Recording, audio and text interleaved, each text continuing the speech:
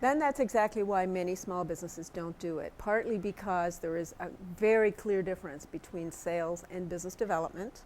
I've actually taken major account business development methodologies and principles, which all big accounts, a big pharma company, a big manufacturer, will have major account specialists on staff.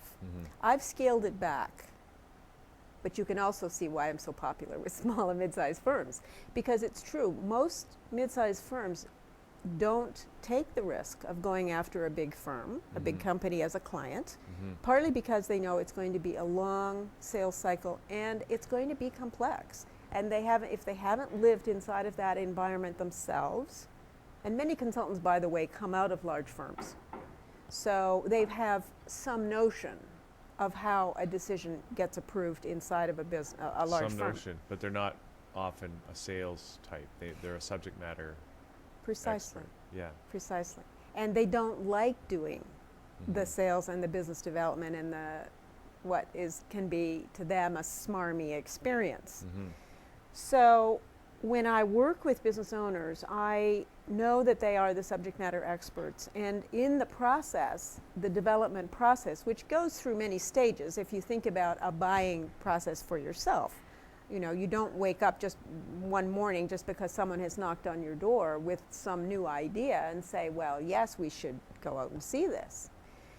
So it takes some time during the buying process. And I know that the business owner, being the subject matter expert, they should be in a situation where it's a peer-to-peer conversation. In other words, I do the rest of do you have the budget? Where might this fit in? What are the bigger business issues you might want to solve with this kind of a service when I'm acting on behalf of a client? But I'm able to then feature, after we go through that discovery exploration process with the people inside of a business who might be potential clients for the company I'm serving at that moment, that business owner will be most effective when they are meeting with somebody else who understands what they do. They don't want to be there talking about the high level, business climate issues. That's not what they're interested in doing. It's not where their strengths are.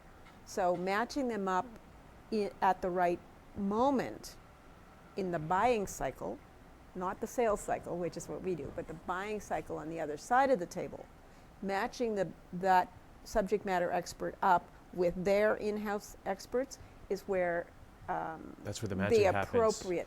Yes, but if you don't have the funding and you don't have a potential business problem that this consulting firm, for example, can help solve, there will be no further discussions. And if I don't eliminate all of that static and interference, the subject matter experts' conversations generally don't yield a contract. That's really interesting. And you talk about the sales cycle and you talk about the buying cycle. And they're really kind of the same thing, but are you advocating that people who are selling forget about the sales cycle and start putting their minds in the mindset of their potential customers? In other words, think about the buying cycle of your potential client? I'm glad you asked that question, because I have experienced a difference between the sales cycle, which is about where I want to be if I'm selling, and the messages I want to send. So that's a very me-oriented procedure. The difference between the sales cycle, and I need to know where we are during that process, absolutely, or you won't bring the right materials and the right players to the table. But the buying cycle, by contrast, is what the psychology of the various individuals, because remember, this is a complex, not one individual saying a yes. There's a green light or a go, no-go situation for each individual in and around that decision. So, for instance, there may be suppliers who would be affected if your firm were hired. They're an influencer. There may be in-house experts. If you're retained, would have to say, yeah, they're right, or what they do is appropriate here. So the buying cycle is not just a combination of the different individuals and where they are in saying yes, no, go, no go, but where the trajectory is overall toward the general movement towards a contract definition. That's all very interesting, but